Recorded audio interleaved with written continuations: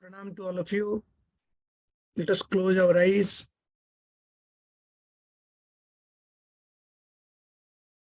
We remember the pure consciousness within,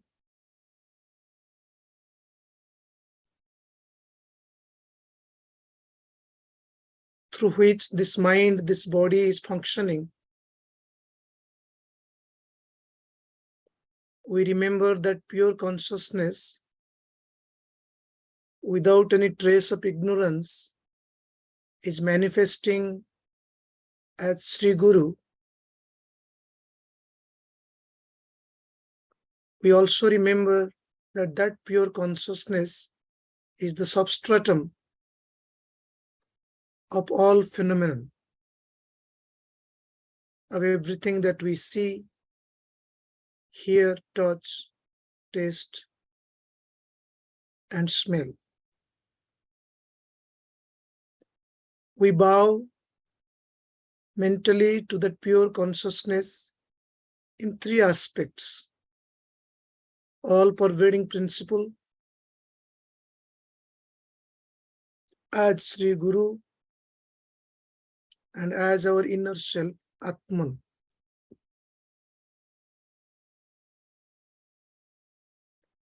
Om Sadashiva Samarambham Shyama Charana Madhyamam Asmadacharya Pariyantam Vande Guru Paramparam Shruti Smruti Purananam Alayam Karunalayam Namami Bhagavat Padam Shankaram Loka Shankaram Iswaraha Gururatma iti Murti Veda Vibhagine Vyoma Bhatyapta Dehaya Dakshinamurtaye Namaha.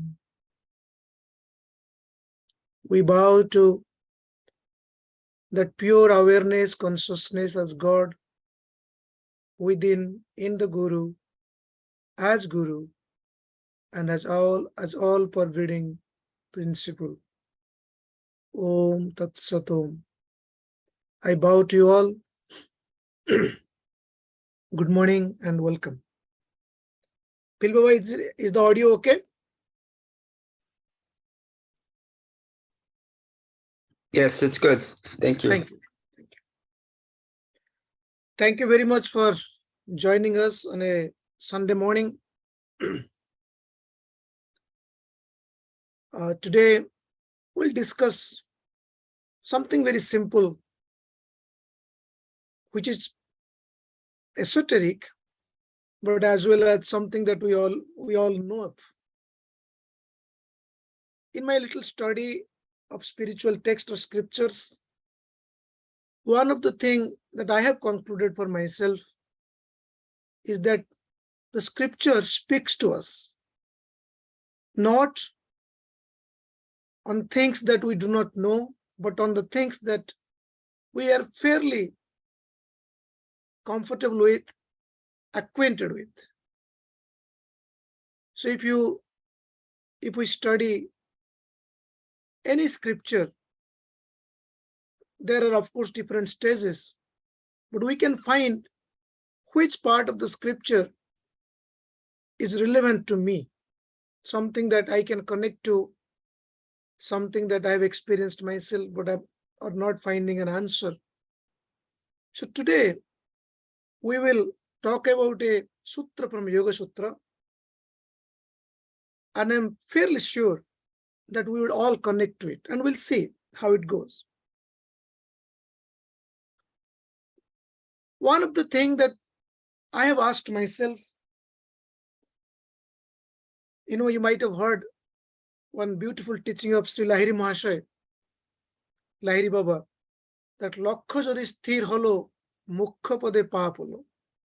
Means if the objective or the goal has been fixed, has been properly understood, mukkha pade paap holo means then to achieve that goal, a definitive, determined step can be taken. Otherwise, if the objective has not been clarified, if the objective has not been understood properly, then my step is always with doubt and I'm always prone to be confused. So it has happened many times that some people come with a very powerful argument and they take us away from our practice, from our thought process. Hence, it is very important, if it has not happened to you before, for all of us, that we take diligent understanding, we make diligent effort to understand what exactly is the goal. Recently, very recently, few weeks ago, some of our disciples, we were having a very friendly conversation. And very jokingly I asked, I said, well, what is our goal? Then one of them replied, our goal is God's realization. Good. I asked, and not to him, but I asked in a general, and I'm asking that question to ourselves, to all of us today. What is God's realization? And why do we need to have it? Is there a reason? Like, why? The moment we ask this question, the two words, God and realization, needs clarification, needs little discussion, little understanding. What is God? How to comprehend God? And what is realization? What does realization mean? What happens when somebody is realized? Whatever realization. If you ask that question generally we hear God is infinite, God is love, God is omniscient, God is eternal, all these kind of things from scripture as well as from masters.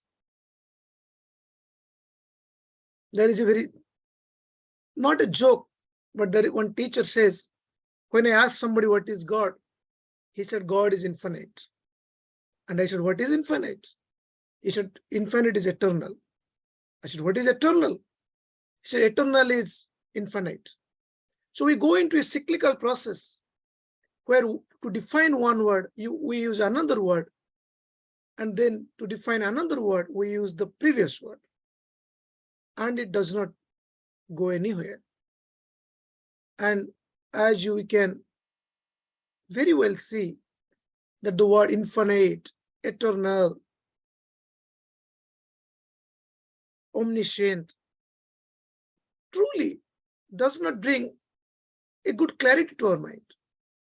In the Yogasutra, this kind of understanding, where the word exists, a clear definition doesn't exist. Additional to that, I don't have any capacity or methodology to get clarification of that word by myself. For example, suppose I say the word cow and I define it, and I say cow is a four-legged animal, has these and that characteristics. So even if the description is not clear, we have the ability to go and see a cow. For example, we can go to Temple of Compassion and we have beautiful cows there. In fact, recently we had the 9 days of cow worship. So there is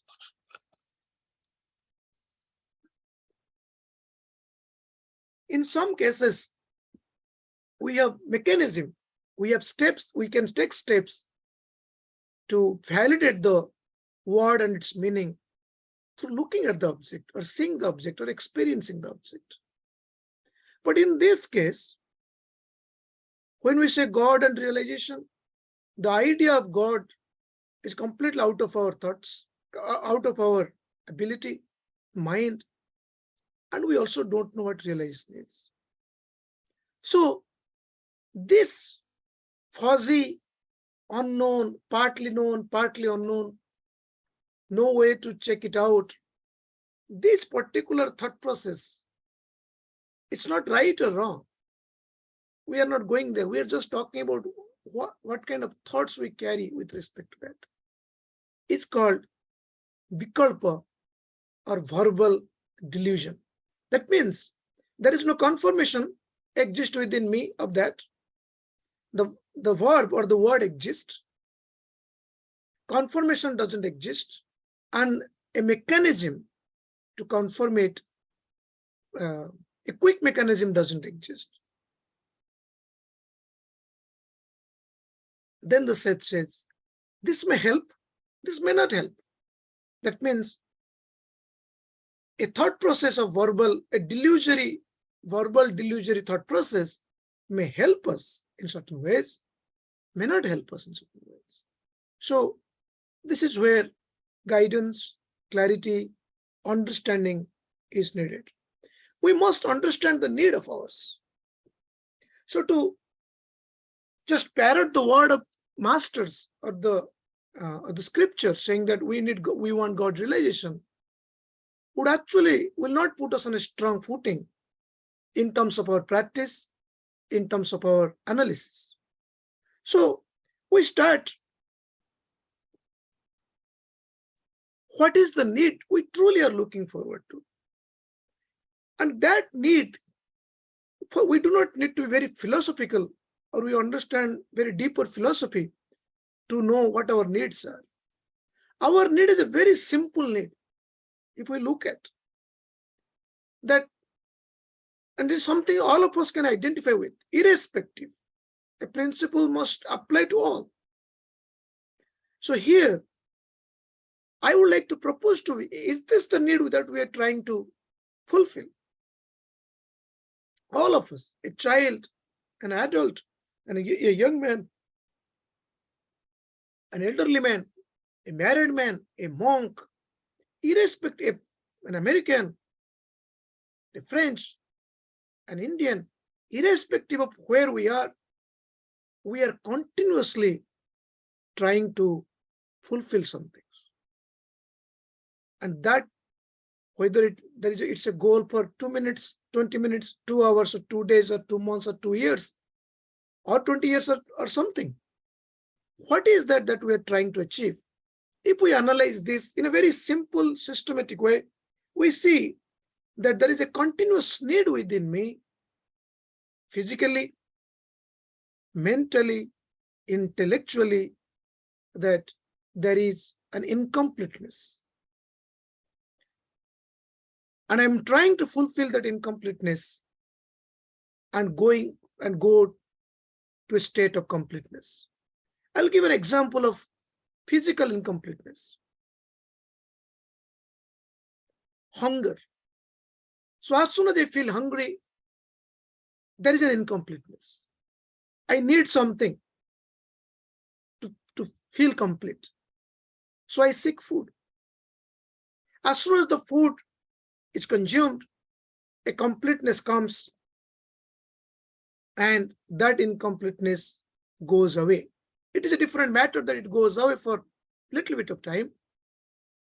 But nevertheless, my effort was to get something so that my incompleteness can go away.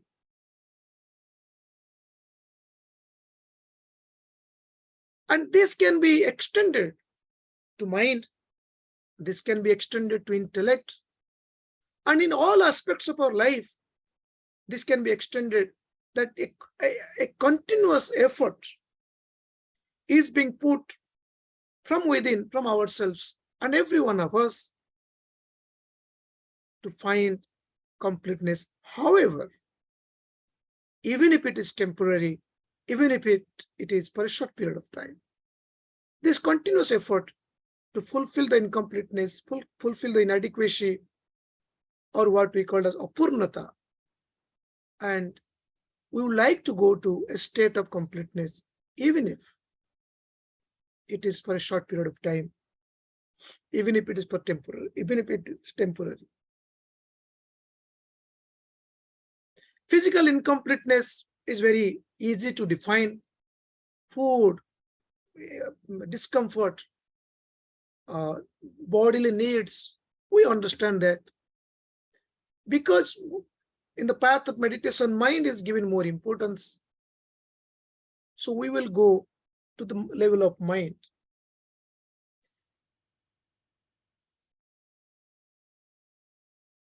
The Rishi said that this continuous effort of completeness is coming to you because unless completeness is understood, then you will continuously try to find completeness, find part of it, feel incomplete again, and sometimes will not find the resources to feel complete.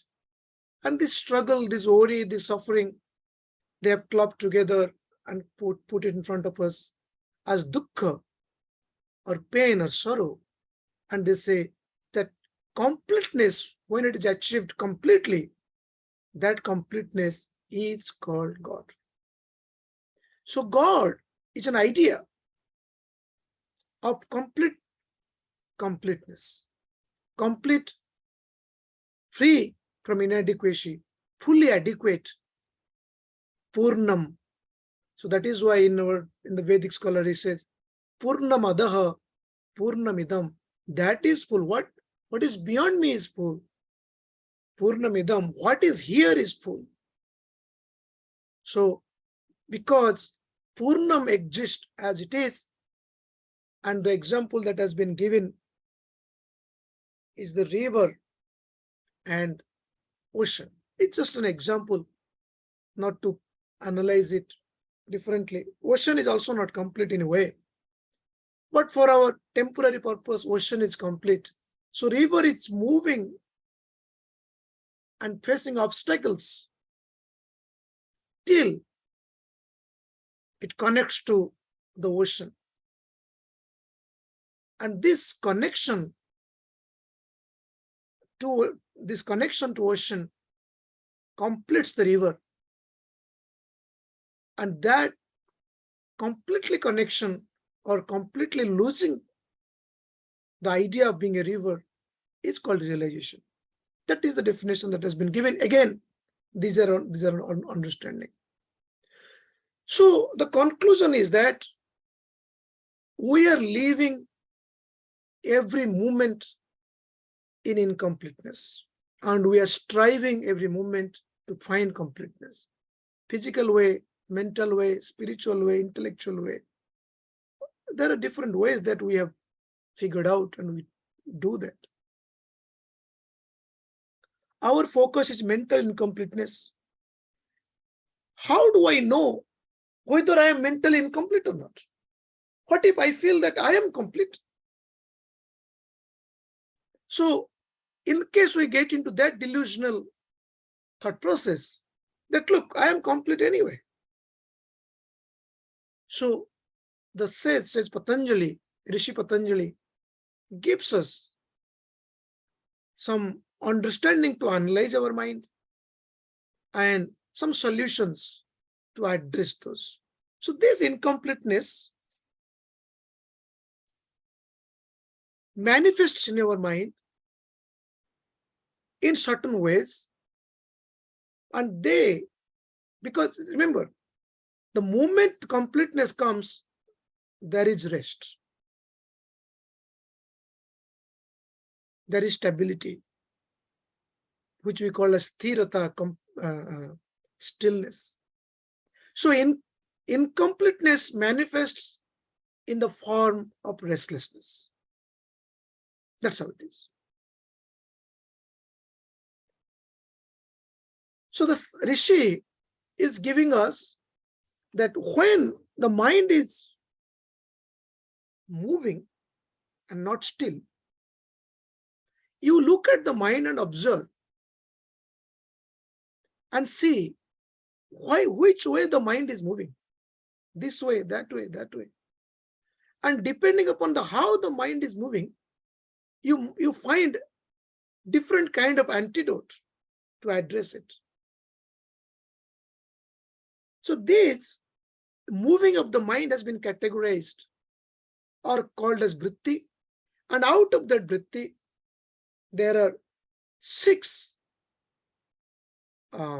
special type of thought processes being addressed here, which are called kaalushya. Kaalushya means it's called black spot, but more of a impurities is something we can accept it. The right word, the right English word is impurities. Impurity is nothing but a sign of incompleteness, basically. So there are 6 of them. So the sage right now, the Rishi right now going to tell us what are the 6 types of impurities that we may have in your mind. Maybe we don't have some of it. So I would like you to pay attention. And if you have a notebook, please write it down. And after our discussion is finished, or excuse me, while we are discussing, check whether these impurities exist in your mind or not. The first one is called raga. Impurities of raga. Raga is translated as attachment. So what does attachment mean? So he says, suppose you experience some goodness in life. Very simple example is food. So the primary objective of food is to fulfill the hunger. The primary objective. But another objective of the food is it should be tasty. So taste is an experience which is very short period of time we taste food. I remember one scientist said, it's only 4 inches of tongue which demands so much things. So anyway, taste of the food is critical, even if it is not primary. Once we taste some good food, we seek good food. We seek that food again. So Rishi says, when you get pleasure out of something, it could be physical, it could be mental, there is an inherent tendency to seek that pleasure again and again.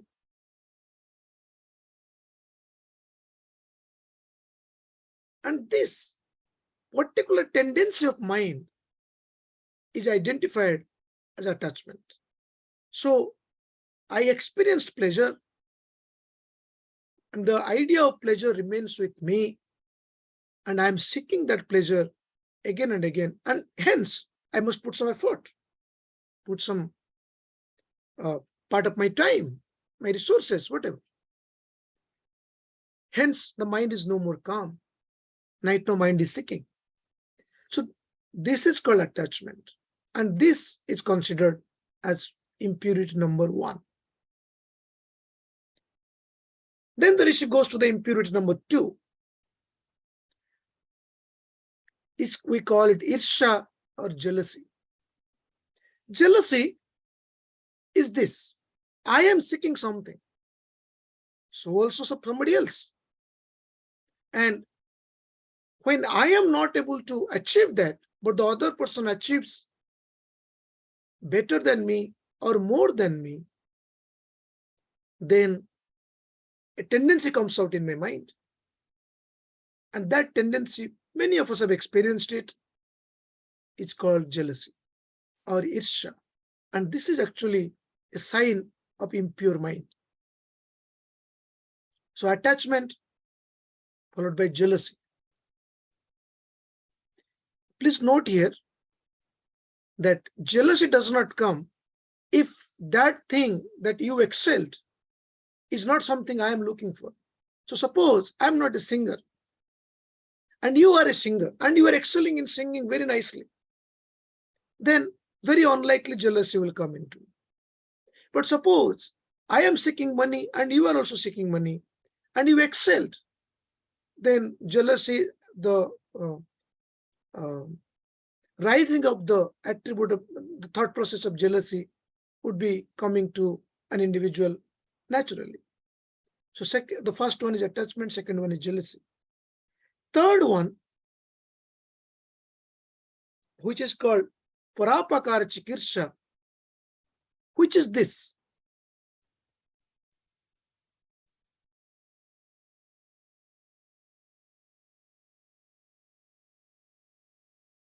That I don't will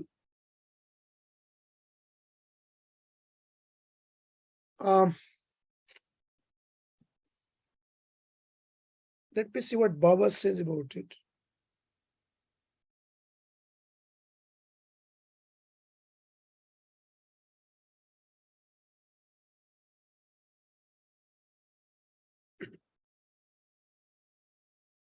This is actually a little tricky vritti, maybe difficult to identify with. An intention to hurt others, or to get joy, what we in English we call sadistic pleasure, to tell you, to simplify it, sadistic pleasure. So to get joy when somebody is in pain, and that is there. Maybe some people don't. Recently, Guruji talked about it when Baba was in Texas. He used a German word. I think the German was Schadenfreude, which means that I get joy when you are in pain.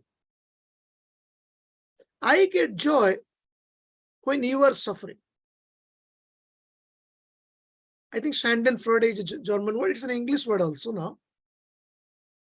This vritti may be very rare, but it exists. It exists actually generally, in general way. This might come to us very easily if the person who is suffering has not been conducive to my life. So we get into this thought process. So third impurity, attachment, jealousy, and Schadenfreude. Dayanandji mentioned Schadenfreude. It's a German word, and it is right now in English. I would request you to take a look at it.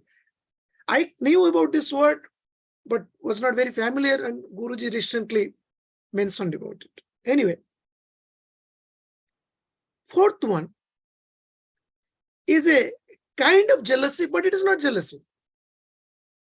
It is that when somebody is doing good, so it is fault finding nature.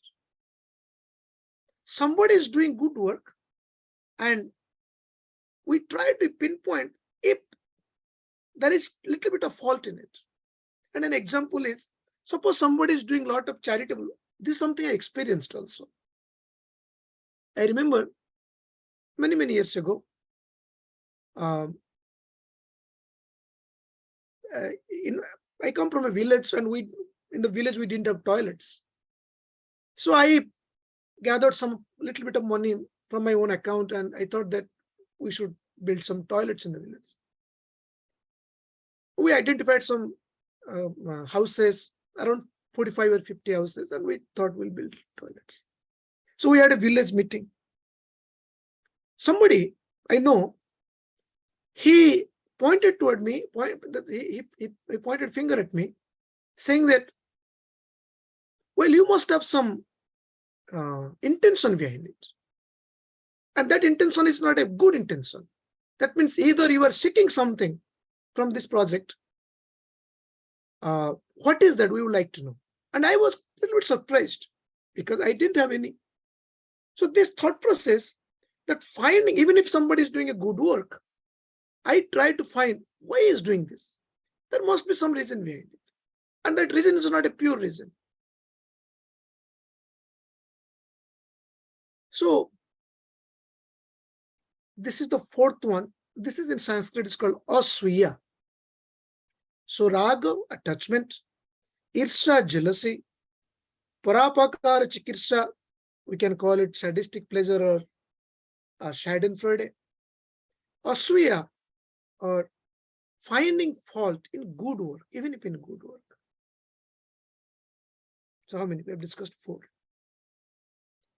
Fifth one is dvesha. Dvesha is generally translated as the opposite of attachment. But dvesha is that I am not able to forgive. Somebody has done something wrong to me, and I'm not able to forgive.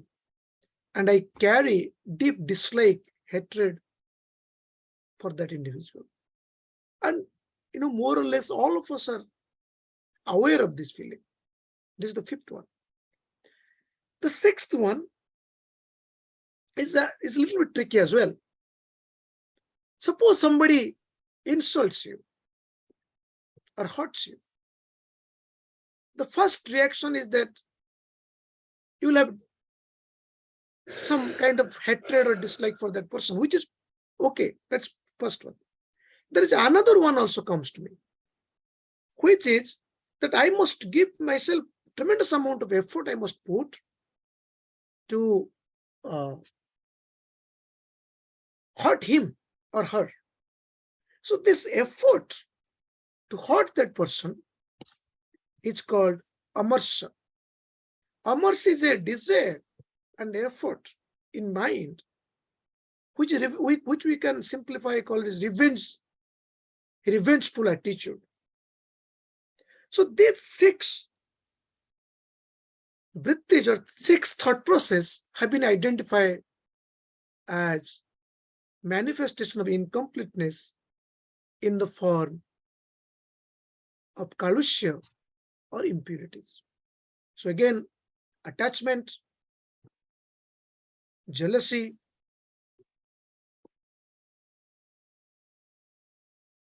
sadistic pleasure, finding fault in others when everything is well actually, dislike or hatredness, and an effort or a desire to take revenge. Now, please look at yourself, or let us look at ourselves. Can we say that we have not been affected by at least 1, if not 6? And if we are honest to ourselves, we'll see that in different times, at different phases of our life, we have been affected, or we are still being affected by all these 6 impurities of the mind. And because of this,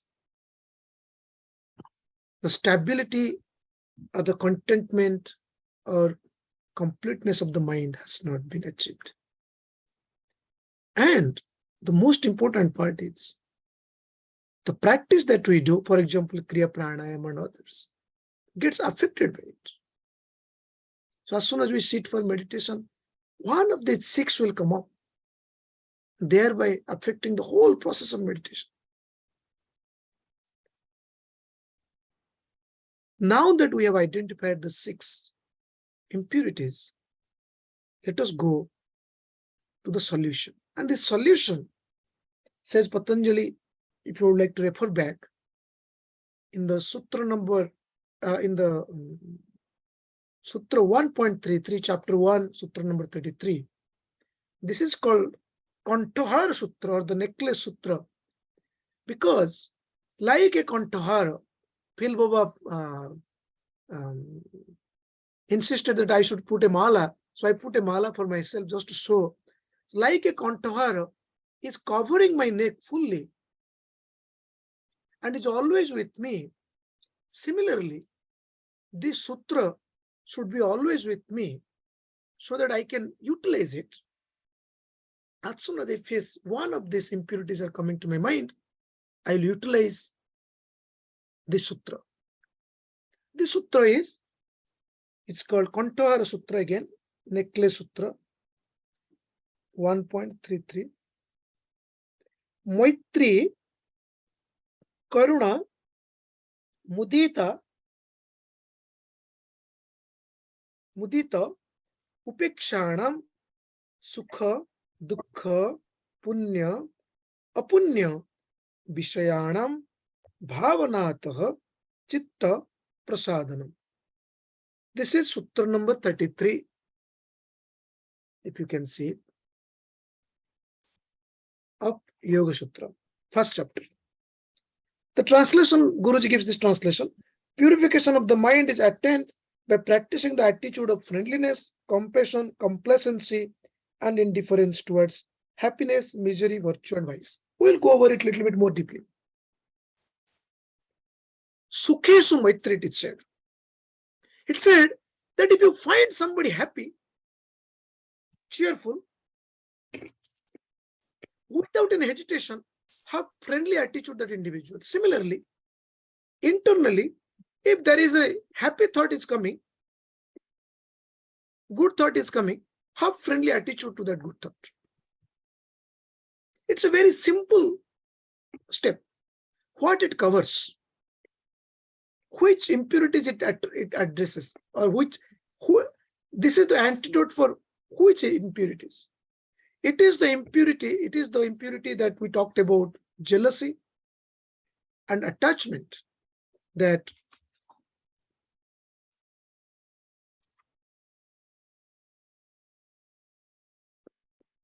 it addresses. So I should be happy in others' happiness. You know, there are 4 combinations. Suppose somebody is happy. Either I can be happy for that or unhappy for that. Somebody is unhappy. I can be unhappy for that person or happy for that person. The most difficult part of it is to be happy when someone else is happy.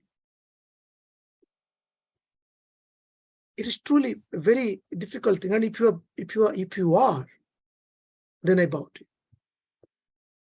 you. We should bow to those people who always feel happy when somebody else is happy, irrespective of the relationship, even if an enemy is happy. So if this attribute is cultivated, this attitude is cultivated, then jealousy and attachment will go down. The second one is, so with this particular antidote, 2 impurities are covered. The second one is dukkheshu karuna. Now, we try to find fault in others. We try to find, we get pleasure in somebody's pain, and we try to blame that person that it is your karma and all kinds of things. The masters say, but by that, what do you achieve?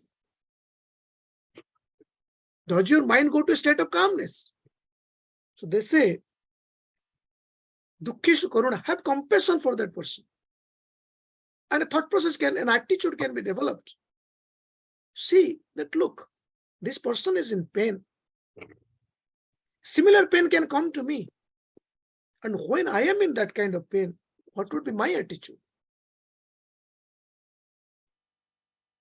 So, to understand somebody else's pain, to identify with that pain, and have compassion. There is a difference between empathy and compassion. Recently, I read somewhere. Empathy, it said, is that an empathetic person will come and say, oh, I'm so sorry that you are in trouble, and will go away. A compassionate individual will come and say, I'm so sorry that you are in trouble. Let me see what I can do to help you a little bit. So, empathy is not enough. Compassion must be generated. Compassion must be practiced. And this addresses which problem? It addresses the problem of sadistic pleasure. When somebody is sad, I get pleasure. No, when somebody is sad, compassion should rise in me. So, 3 impurities we have covered. 4th one, which we call as fault finding. If somebody is doing good work, somebody is moving on a right path, and in that path he is facing difficulties, we try to highlight that difficulties for some reason.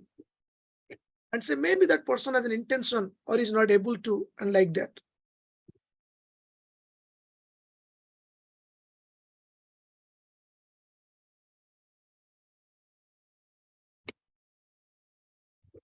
I think somebody's asked whether how to address jealousy. Jealousy is addressed by Sukeshu Maitri. Jealousy is addressed by being happy for that person. So fault finding.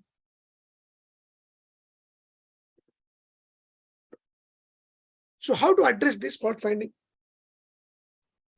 It is said, punyesu mudita. When somebody is doing good work, be mudita here is to be joyful. Baba mentions as complacent, but mudita is more of being joyful. You are not being friendly to that person, but being joyful. So suppose somebody is doing good work, how to be joyful? So there is a beautiful technique that has been told. It says that you can think that if somebody is able to do a little bit of good work, think that what kind of good nature that person is. The parents, the family, the land he comes from. How fortunate they are that this person is able to think good and doing some good things. Neither I am interested nor I am doing it. So this attitude, it is called harsha bhavana. Harsha bhavana means to have an inwardly joyful attitude for that person, for that particular characteristics, not finding tiny faults in that. This addresses fault finding nature.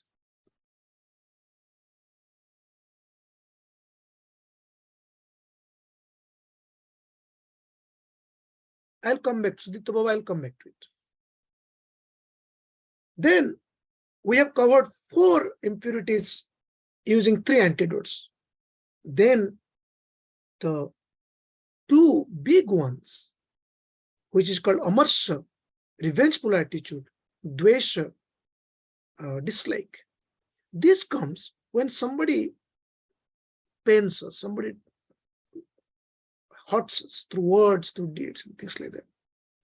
Now, it is very natural for us to have revengeful attitude and dislike for that person. No doubt about it.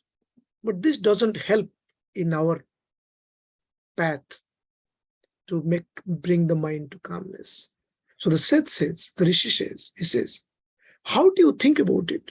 He says, when somebody is doing negative activities, negative work, can you be neutral? Can you be indifferent? The word that has been used is udashin. Indifferent is the right word. But again, I would request you to look at the word udashina or go back to Baba's book or any Yogasutra book you can. And this is the thought process we develop. That look, this person is doing something very negative. And there will be consequences of it, irrespective of whether I do it or somebody else does it or the nature does it. The consequences would be definitive. A definite consequence is going to happen.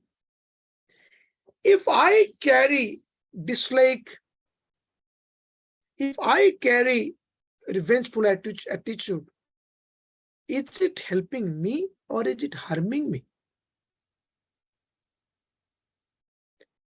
Is it taking me towards calmness or not? So this kind of analysis would help us to step back and remain little neutral and allow the person to go forward. Baba says,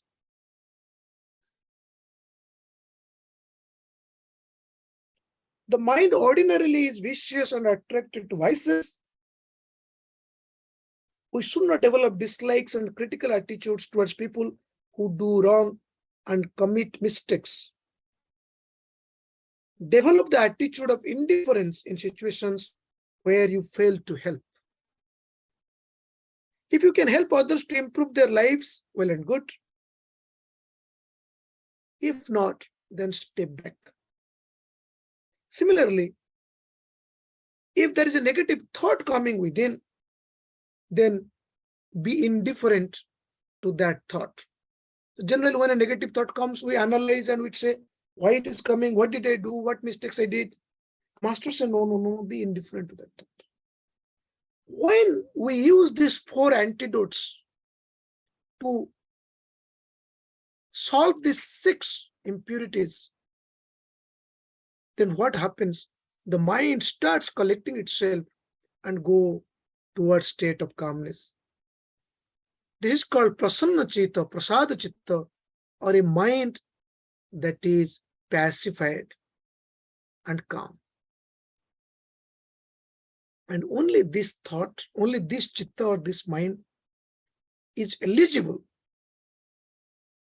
for samprajnaata samadhi, or one step of God realization, we can call it.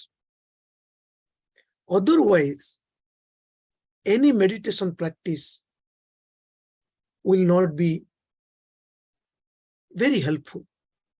So yes, any meditation practice would be helpful up to a certain extent, but unless the mind has been calmed down, a practice is not going to be that effective. When this particular mechanism is used again and again continuously, 6 impurities are continuously being addressed using these 4 antidotes or cleaning process, then what arises in mind is called Shukla Dharma, Dhaval Dharma, Swachha Dharma, according to Sage Vyasa, that good natured thoughts or pure thoughts start arising in the mind, and thereby taking the mind to a state of concentration, clarity, ekagra, or one-pointed concentration.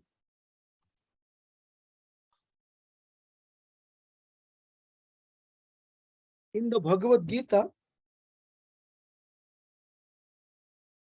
chapter 2, sloka 65,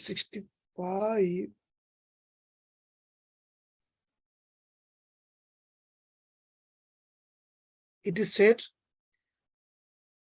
64 and 65 both. Raga dvesha vyuttestu vishayan indriyesh charan atma vasher vidhe atma prasadam adhigacchati. Which mind goes to calmness?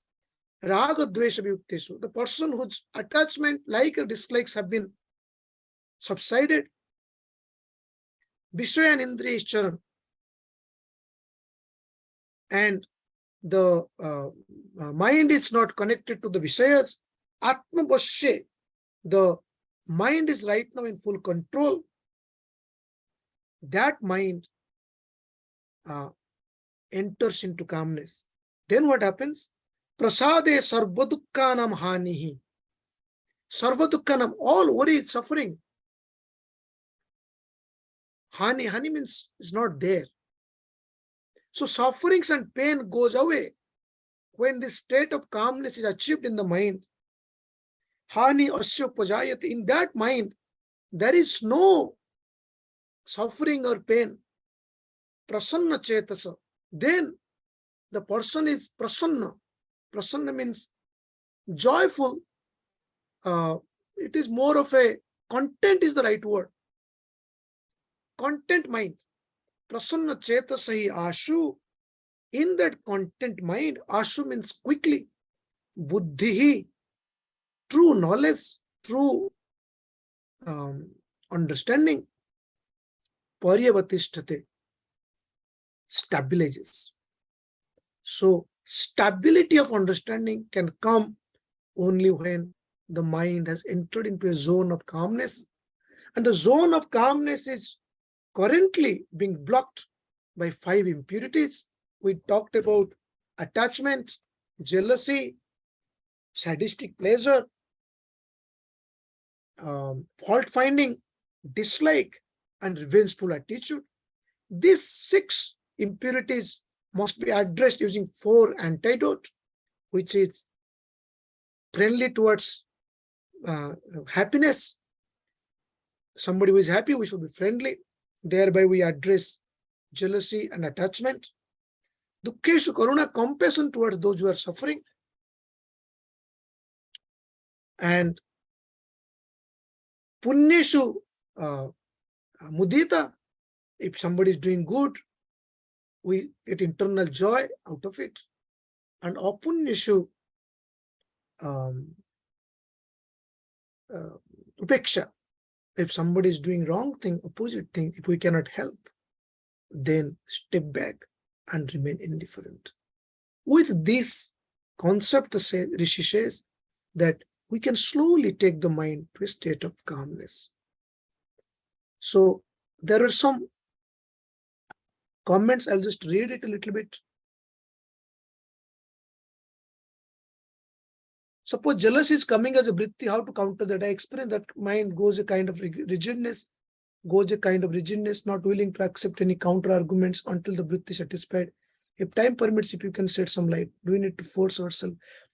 One method is to force ourselves through analysis. So, for example, jealousy is coming. So you say that, look, that person is having good things. I do not have it, but me having jealousy is not reducing his achievement. So let me be happy, because otherwise the jealousy is harming me. So this is one way to analyze and reorient the thought. Maybe a little difficult at one point of time. Then my request would be that if at any point of time mind's thought process you are not able to reorient, please do 3 bows, Kriya bows. Continuously. Do one, then do another, do another. Through spinal exercises, especially bow and Mahamudra technique, reorientation of the thoughts can be done little easily. Please try and let me know. Then Vijay Baba. Swamiji, my analysis so far led me to this. Any living organism, including thoughts, so have a tendency to survive. And this is the root of everything else a living organism does. Organism uses survival mechanism by avoiding threats to existence and increase our survival. That's good. That is correct. Actually, this is another philosophical thing. Survive means that I exist. So hence, existence is called God. Sat is called God. What is Sat? That I exist. I fundamentally exist. There is no way you can make me inexistent. So, this existence and contentment in truly as one. Existence is called Sat, contentment is called Ananda, Ananda is called contentment, and consciousness, we are aware of this, called awareness.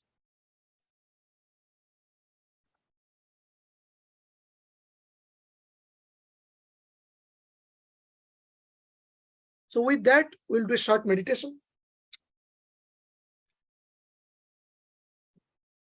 If you like to share or analyze, you can send an email to templeofharmony@kriya.org or institute also. Then I can connect with you. Let us close our eyes.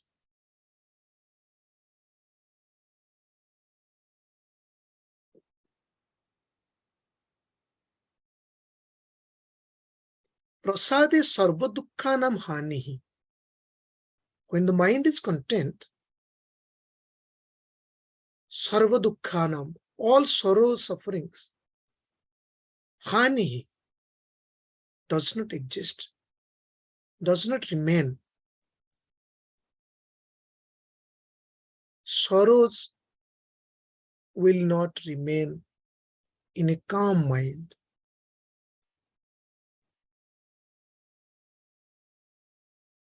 Withdraw and observe. Eyes closed. Take a slow, long, deep inhalation. Inhale. Hold. And if you can bend the head. Exhale. We bow to that one complete principle. Not separate from my surrounding, not separate from my body, not separate from my mind. That completeness.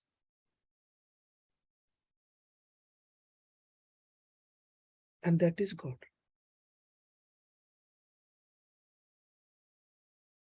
Purnam.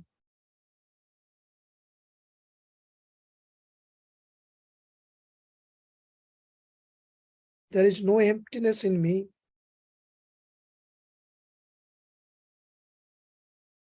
It is just a misunderstanding. May that misunderstanding be removed. Slowly to right. Be aware of the left side of the head.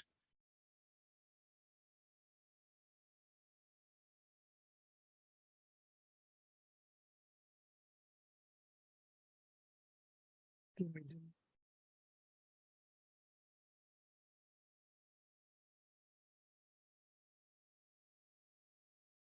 Left. Observe the right side of the head.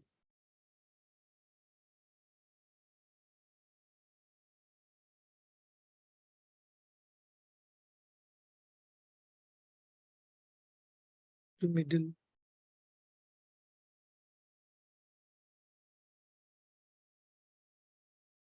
Inhale.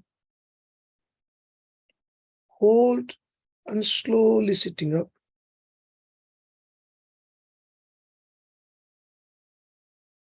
Exhale.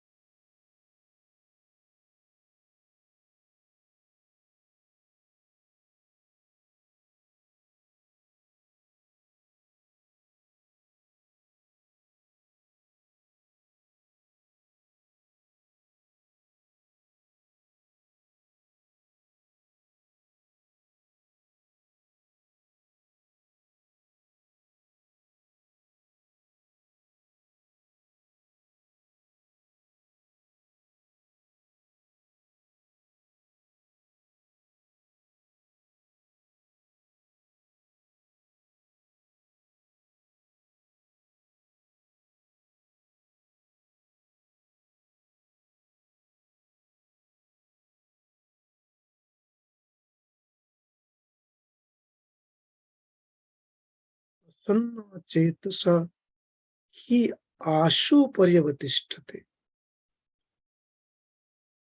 In that content mind,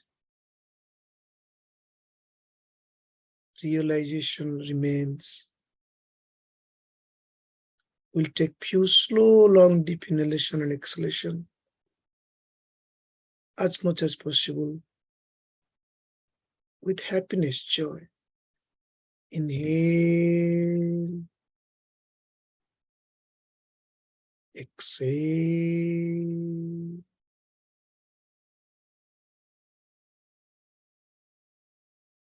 Inhale,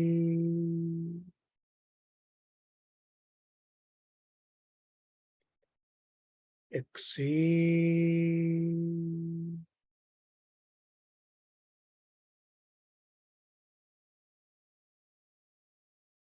Inhale,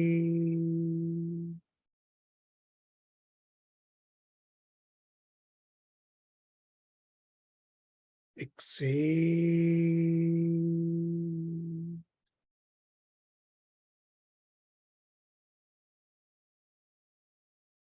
Inhale,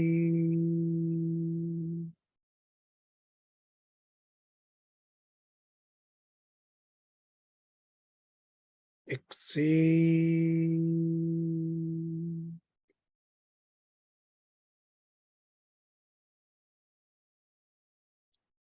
Inhale,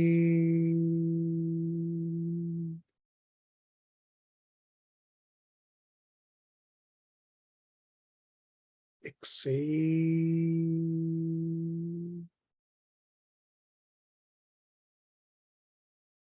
Normal breath.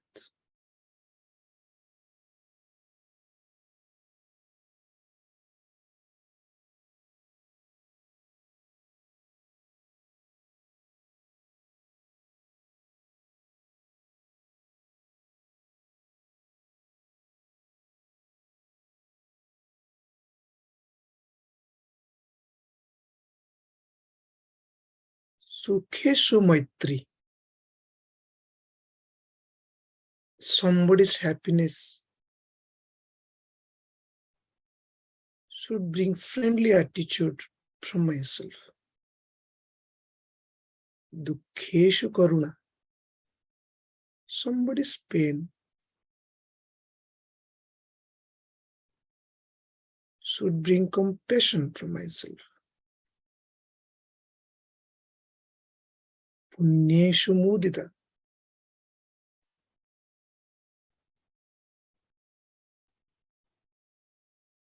When somebody is doing noble work, leading a noble life, it should bring inward contentment in me, inward joy in me. Apunyeshu Upeksha. When somebody is doing negative work, may I approach that problem to help. If not, remain steady in my own thought.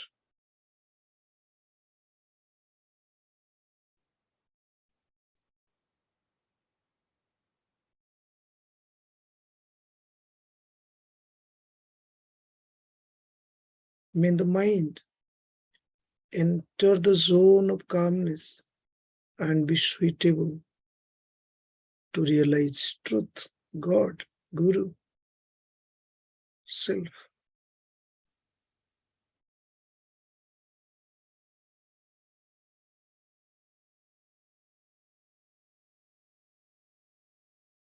Om Sarvesham Swastir Bhavatu.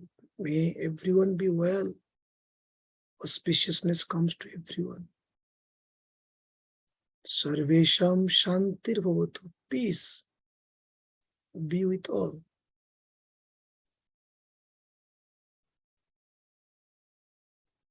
Sarvesham Purnam Bhavatu. May there be completeness in all. Mangalam Bhavatu. May there be goodness, auspiciousness comes to all. Sarve Bhavantu Sukhinah. May there be happiness in everyone's life. Sarve Santu Niramaya. May there be no disease. May there be physical goodness. Sarve Bhadrani Pashyantu. May everyone experiences purity, gentleness, auspiciousness. Ma Kaschit, never to anyone. Dukkha Bhaved. May there be no sorrow in anyone's life. May there be no inauspicious thoughts in me for anyone, including myself. May there be auspicious thoughts within me for everyone, including myself. May the blessings of God and Gurus guide me and guide all. Om Tat Sat. All-pervading God, all-pervading Guru, all-pervading inner self, manifesting in different forms. Remembering that, I bow to you all. Thank you very much. I took few more minutes than allocated to me.